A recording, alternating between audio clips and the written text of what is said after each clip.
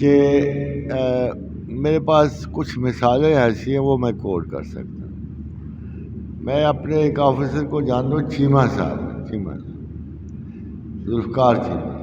وہ ادھر passport office کا 7 لاکھ کا بیک لاگ تھا، وہ اتنا بڑھ گیا تھا کہ لگتا تھا کہ کبھی ٹھیک نہیں ہوگا۔ دین ہی کیم دیر، تو ایک دفعہ وہ میرے بڑے اچھے دوست تھے، تو میں صدر آیا تو میں نے کہا چلو چیمہ صاحب سے ملتا جاؤں۔ تو میں نے ان سے کہا کہ چیمہ صاحب یہ آپ کام کر لو گے؟ کہتے تو کیا مشکل ہے؟ میں نے کہا نہیں، آخر مشکل ہی تھی تو 7 لاکھ پیچھے بیک لاگ جمع ہوا ہے نا، آپ کیسے کر لو؟ تو نے کہا پروفیسر صاحب میں نے آگے دیکھا کہ یہاں 2 سے 3 ہزار پاسپورٹ ایشو ہوتے تھے۔ میں نے کہا کہ 8 سے 12 ہزار کی اب ٹارگٹ مجھے دو، تو مجھے کہا گیا کہ یہ نہیں ہو سکتا، یہ نہیں ہو سکتا، بڑا مشکل ہے۔ تو میں نے ان سے کہا کہ جس کو مشکل لگتا ہے دفتر چھوڑ جائے، باقی رہیں اور کام کریں۔ اینڈ حیرانی کی بات ہے کہ وہ صرف 3 مہینے ادھر رہے، سارا بیک لاگ بھی کلیئر ہو گیا اور آگے کے لیے بھی آسانیاں چھوڑ۔ سب سے پہلے تو جو بھی انچارج ہوتا ہے اس کو یہ پتہ ہونا چاہیے کہ میری ایفیشنسی سے کام باہر ہے یا ود ان مائی اپنی کیپیسٹی ہے۔ سیلف ریئلائزیشن کام کے لحاظ سے ڈفرینٹ ہوتی ہے۔ ہم کبھی کہیں نہیں، وہ خدا ہی کو اکاؤنٹیبل ہوگا، مجھے پتہ ہوگا کہ میں اس کام کے اہل نہیں ہوں تو میں کیوں کروں گا۔ حضرت عمر فاروق رضی اللہ تعالیٰ عنہ کے زمانے میں ایک بہت نیک اور بڑے اعلیٰ صحابی مصر کے گورنر تھے۔ مصر کے لوگوں کی طرف سے شکایت آئی کہ یہ صحابی ہمیں مل ہی نہیں رہے ہیں، 2 دن تو بالکل نہیں ملتے ہیں، تو ہم کیا کریں؟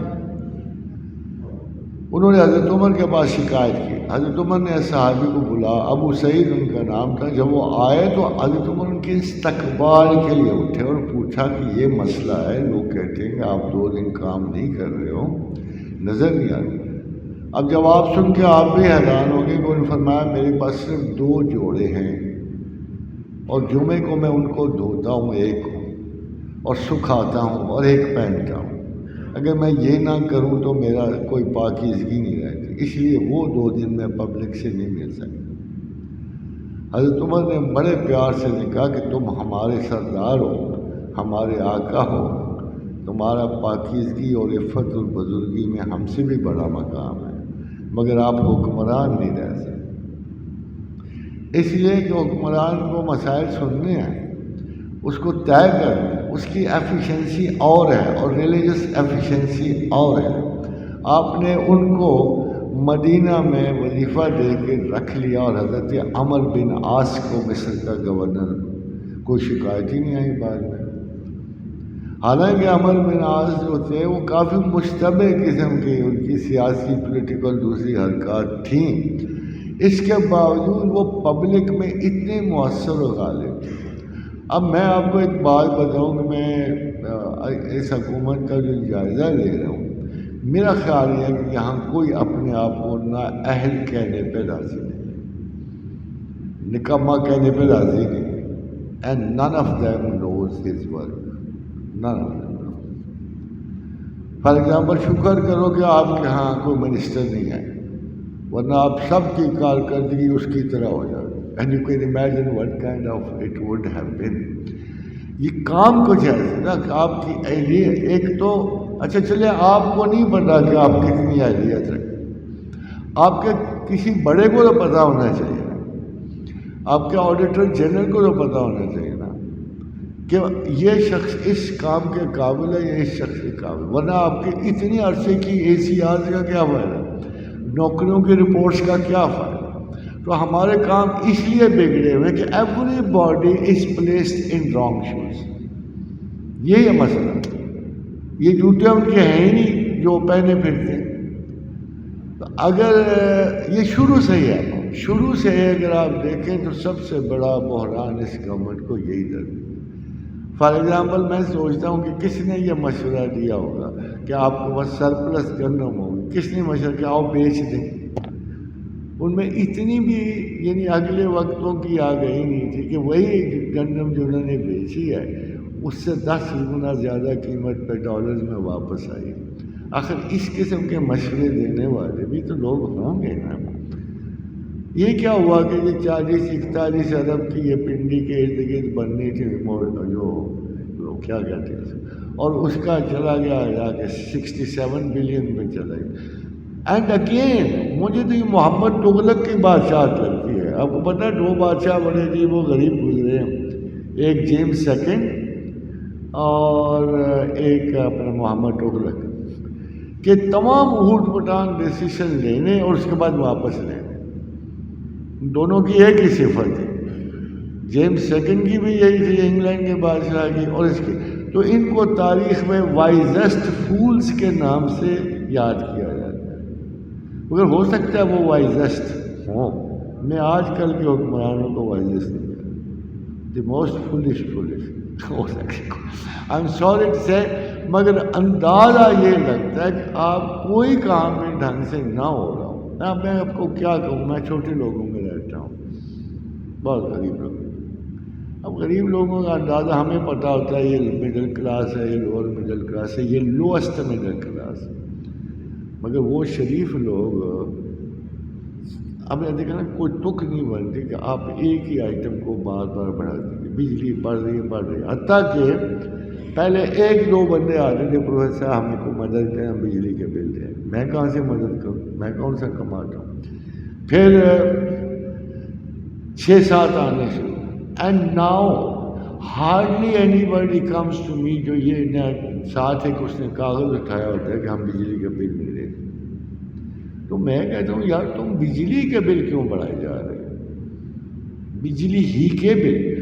اب آپ دیکھیں اگر آپ کو گیس نہیں ملتی تو میں تو اس گورنمنٹ کو کارکردگی نہیں سکتی. This should have been thought before, بہت پہلے. آخر حکومتیں عوام کے لیے کچھ آگے کا سوچتی ہیں ڈپارٹمنٹ.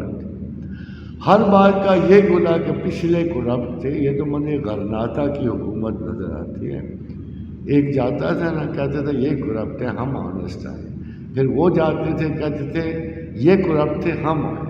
اور جیسے آپ کو یاد ہے کہ آفٹر یہ جو انقلاب فرانس میں شام کے جج صبح کے مقتول ہوتے تھے, اور صبح کے جو لیڈر ہوتے تھے شام کو سولیوں پہ گلوٹین پہ چڑھتے تھے. مجھے ڈر ہے کہ اس قسم کا ایٹماسفیئر پیدا ہو رہا ہے. کسی قسم کی ایفیشنسی نظر نہیں آ رہی, کوئی ایسا حق نہیں نظر آ رہا کہ جس سے ہمیں امید بنے کہ I think we are getting more and more hopeless about our country, more and more hopeless. مگر ایسا ہوگا نہیں ہے.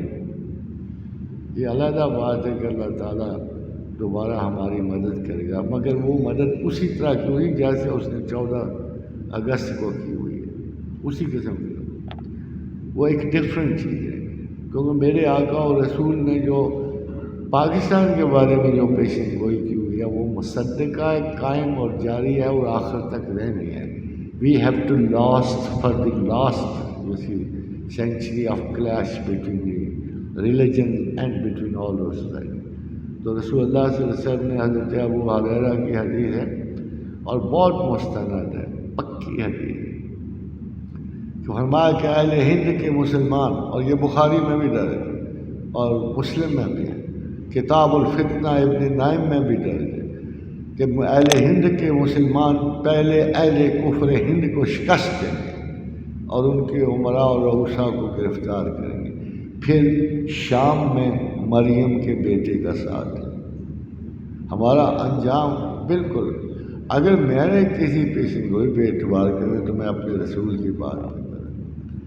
اور ایک ایسی پیشن گوئی ہے ہمارے رسول کی جس کو معجزہ زندہ اور جاری کہا جاتا ہے, کہ اللہ کے رسول نے فرمایا تھا, اس وقت کچھ بھی نہیں ہوا تھا, تو اللہ کے رسول نے فرمایا اس وقت تمہارا کیا حال ہوگا جب تم کسرا کی حکومتوں کو فتح کرو. پھر سراقوں کو کہا تیرا کیا حال ہوگا جب کسرا کے کنگن تو پہنیں گے. پھر کچھ دیر توقع فرمایا اس وقت کیا ہوگا جب تو روما کی سلطنت, یہ یاد رکھیے کہ like America, like and all this Russia, اس وقت یہ 2 سپر پاورز. تو فرمایا اس وقت کیا حال ہوگا جب تم کسرا روما کی سلطنت کو فتح کرو. پھر فرمایا تم اہل عرب کی فتوحات مکمل کرو. یہ اس وقت رسول اللہ نے کہا جب تک ابھی یہ سب کچھ نہیں ہوا تھا. فرمایا درمیانہ عصر میں تمہیں ایک ایسی قوم سے واسطہ پڑے گا اور تم بڑی تکلیف اٹھاؤ، جن کی آنکھیں چھوٹی اور جن کے جوتے اور ان کے لباس بالوں جیسے ہوں اور یہ مانگور سے. پھر تم ان پر بھی غالب آؤ. اور 1562 میں 1362 آج جو نگرا جی کو مارکہ عین جالوت میں پہلی شکست ہوئی روما کو، منگولز کو، اور اس کے بعد وہ پچھتے چلے گئے اور ختم ہو گئے. پھر فرمایا کہ زمانہ آخر میں تمہاری جنگ دجال سے ہوگی اور تم اس پہ غالب آؤ. اب صورت یہ ہے کہ پہلی اس حدیث کی تمام پیشن گوئیاں پوری ہو چکی ہیں اور یہ زمانہ آخر ہے. دجال آلموسٹ ڈکلیئرڈ ہے. پتہ نہیں آپ کا انٹرسٹ ہو کہ جب حضرت دانیال نے پوچھا جبریل امین سے کہ دجال ہے کون، تو آپ نے کہا مملکت رس بحیرہ بال تک اور پانیوں کے گرد آباد قوم دجال کا حصہ ہوں. Entire Europe, America and Russia. مملکت رس کو علیحدہ کیا تو اس کے سمندر زیادہ نہیں ہے، مگر باقی اسٹیٹس ساری قومیں پانیوں کے گرد آباد. پھر نشانیاں پوچھی کب کا دائمی قربانی بند ہو جائے، جو ابھی بند ہو گئی چاہے کرونا کی وجہ سے. کیا اگر انسان اس فلک اجرام فلکی میں در اندازی کرے وچ وی آر ڈوئنگ آلریڈی.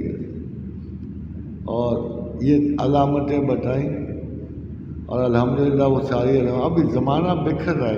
اللہ کے رسول کا ارشاد ہے کہ اب زمانہ آخر ہے، دو ہی قسم کے لوگ پائے جائیں گے، تیسرا کوئی نہیں ہوگا. ایک خیمہ ایمان کا، ایک کفر کا، جدھر چاہو مرضی چلے جاؤ. اور وہ یہ ہوتے ہیں hundreds and thousands Muslims are turning to be atheists in all this. اور بہت سارے لوگ ادھر سے مسلمان ہونے آ رہے ہیں. یہ تقسیم اب مکمل ہونی ہے اگلے 3-4 سالوں میں. And then we go to war. Everybody goes to war. Everybody goes to war.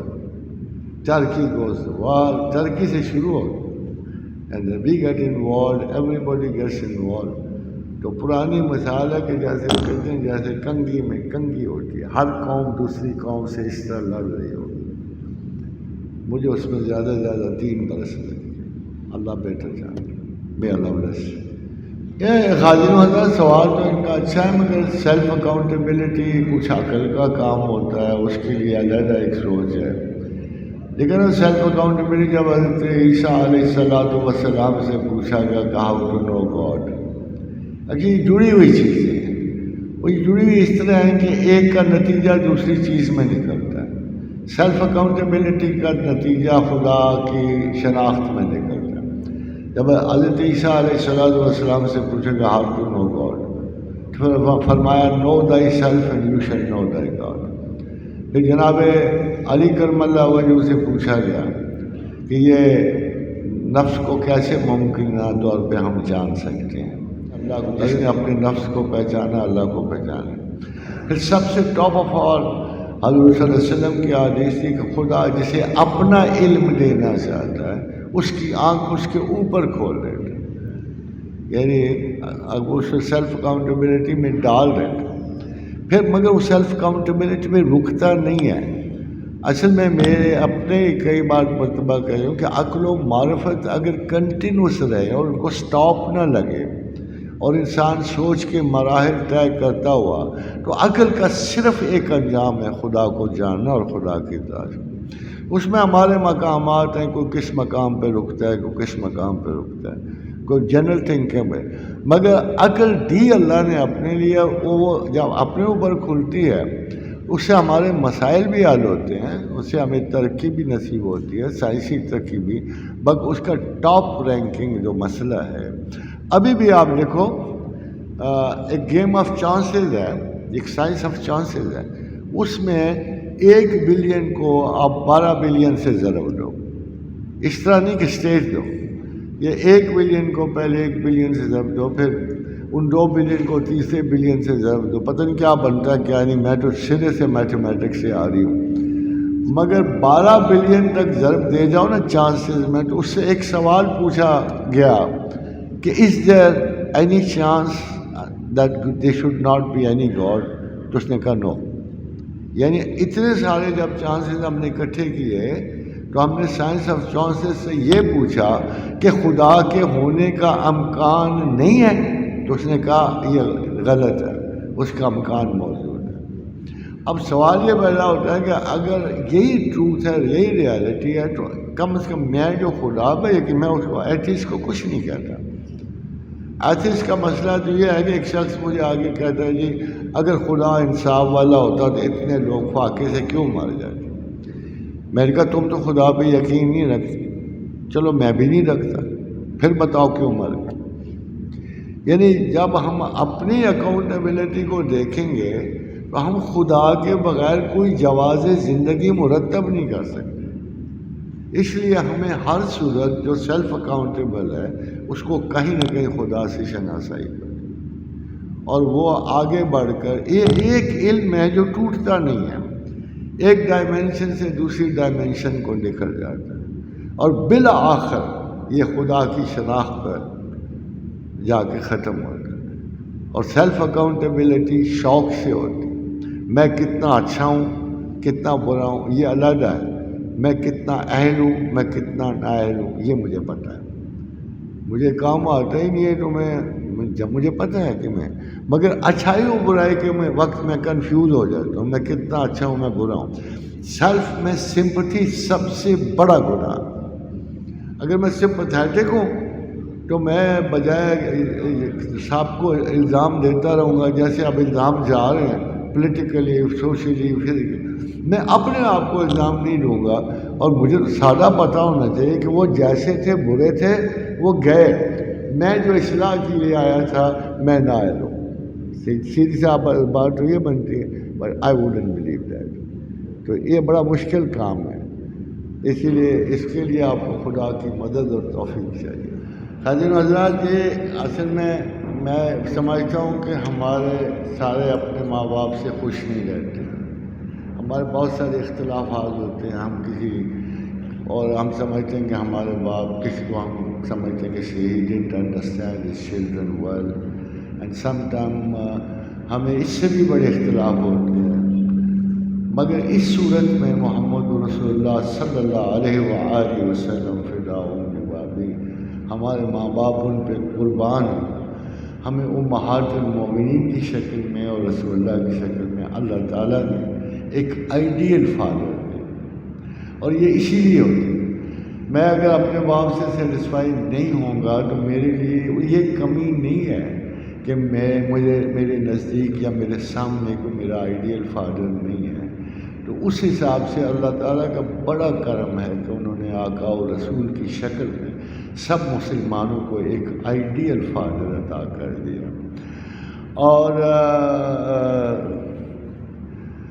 میں یہی آپ سے کہنا چاہتا ہوں کہ جس کو بھی اگر کوئی کمی لگے کسی قسم کے کردار میں، اخلاق میں، صلاحیت میں، نیچر میں، تو وہ اگر اس کو اپنے ارد گرد اپنے باپوں میں یہ صلاحیت نظر نہیں آتی. And I know it is true کہ many of the children differ.